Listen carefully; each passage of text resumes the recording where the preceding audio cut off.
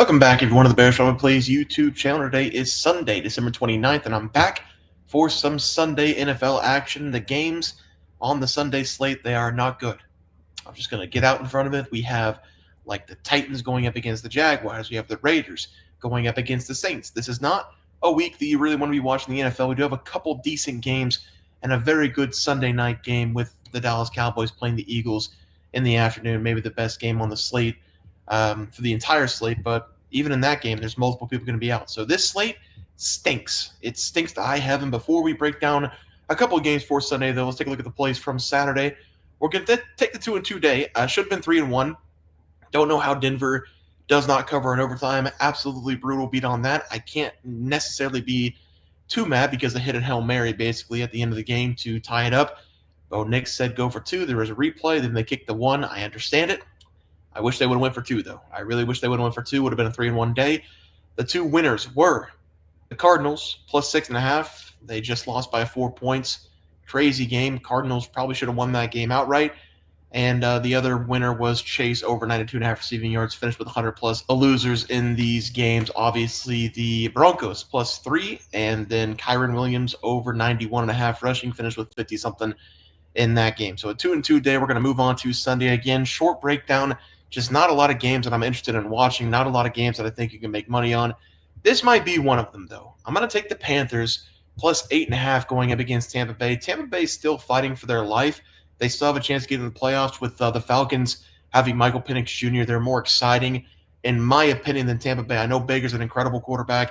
Baker makes Tampa Bay that much better, but Michael Penix Jr., with all those weapons, I think I'd rather see the Falcons in the playoffs. One of those teams will get in, but Tampa Bay has to get past the Carolina Panthers. And the Panthers coming into this game playing some pretty good football. They were favored the first time in like 2 years going up against Dallas a couple weeks ago. They did lose that game outright. I was on the Cowboys. If you were on the member side, you got that play. But I think the Panthers, they're still playing some really good football. Bryce Young is playing for a new contract, and he got benched early in the season, but he's looking really good right now. He's playing with a lot of confidence. He's making the right decisions. The Tampa Bay defense has not been good this season.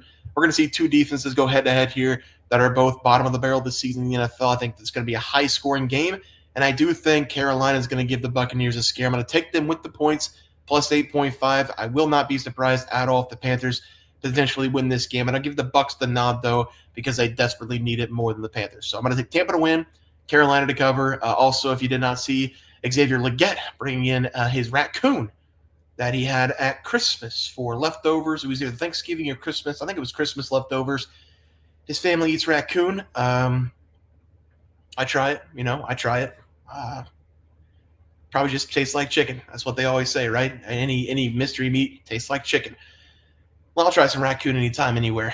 We got the Packers going up against the Vikings for the best game of the day. Have to break this one down. I really don't want to take this game, but since it's the best game on the slate, I'm going to break it down. I'm going to take the Vikings here on the money line. Really, only reason I'm going to do that is because if they win, we have a matchup with the Lions going up against the Vikings last week of the NFL season for potentially the 1 seed in the NFC, definitely for a division winner. So I'm going to be hoping that the Vikings win this game just so, the script writers have something easy for the last week of the NFL season. I do think the Packers are playing some better football. It's Toyota-thon for Jordan Love. He's playing much better. Josh Jacobs has been amazing this season for the Packers. Everybody thought they were crazy for bringing in Josh Jacobs.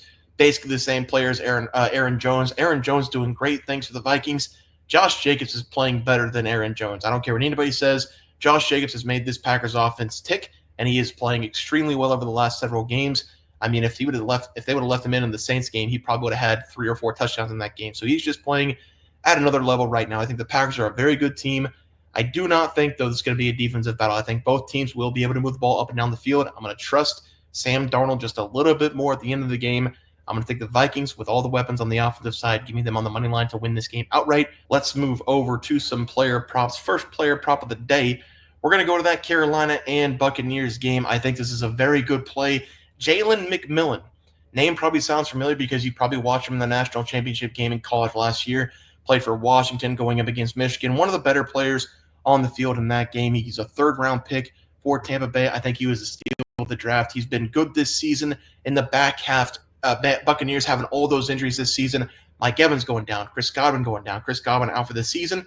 He has filled in the shoes for Chris Godwin. Last 3 games, He's had 4+ catches in the 3 consecutive. He is being targeted a ton. 6+ targets in 3 consecutive games. He's had 50+ yards in 3 consecutive. Well, Baker Mayfield likes him. And not only does he like him, he trusts him. Whenever he throws him the ball, he typically catches it. So I'm going to take him in this game over 40.5 receiving yards. Carolina this season, they are not a good defensive team, especially in the secondary. Do not be surprised if Jalen McMillan has a ton of yards in this game going up against the Panthers. I think Baker Mayfield will get him the ball. Going to go over the total yards for him as the first play. Second play kind of got uprooted because right before I started, they did announce that Tua is not going to be playing in this game for the Dolphins. That is a big, big blow for the Dolphins. They're not playing for anything, but, for fantasy football value, Tua being gone really hurts Tyreek Hill and Jonnu Smith's value. Jonnu Smith, over the last several weeks, has really been picking up the slack of Tyreek Hill and Jalen Waddle, who's been out with injury.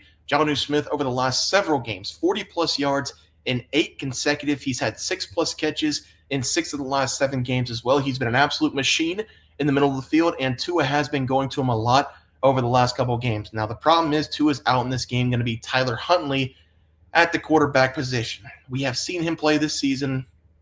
The Dolphins don't throw the ball down the field. So I'm just going to scratch this play from the book. I will instead take Josh Jacobs to have a touchdown for the Packers going up against the Vikings. I do think that team runs through Josh Jacobs. We've seen that 3 consecutive weeks. The play for Jonnu Smith will be Josh Jacobs anytime touchdown. Might be a little bit high, -145, -150. Maybe you want to take a look at the first half touchdown because Josh Jacobs in the first quarter has more carries, more touches than any other player in the NFL. So Josh Jacobs will have a monster first quarter, most likely. Once again in this game, going to take Josh Jacobs anytime touchdown instead of Jonnu Smith as the play there. Let's go to the recap graphic. Again, just not a lot of NFL games that are interesting on Sunday. There's a lot more interesting games next week, but this week with the Wednesday games, with the Saturday games, there's just not a lot to pick from. So we're going to take the Panthers plus 8.5. I like the Vikings on the money line, not the Packers on the money line. Vikings on the money line. Do what I say, not as you see. Jalen McMillan, over 40.5 receiving going up against the Panthers. And we're going to trade Jonnu Smith for a Josh Jacobs anytime touchdown. Also like his first half touchdown if you wanted to be plus a lot of money. But maybe not even a lot of money. Probably like plus 200 for Josh Jacobs. First half touchdown there. But it will probably be -145, -150 for an anytime touchdown for Josh Jacobs. Guys, it's going to do it for the NFL picks and props for Sunday, December 29th slated games. If you guys enjoyed the content, please be sure to drop a this video and subscribe channel below. See you guys next video, and thanks for watching.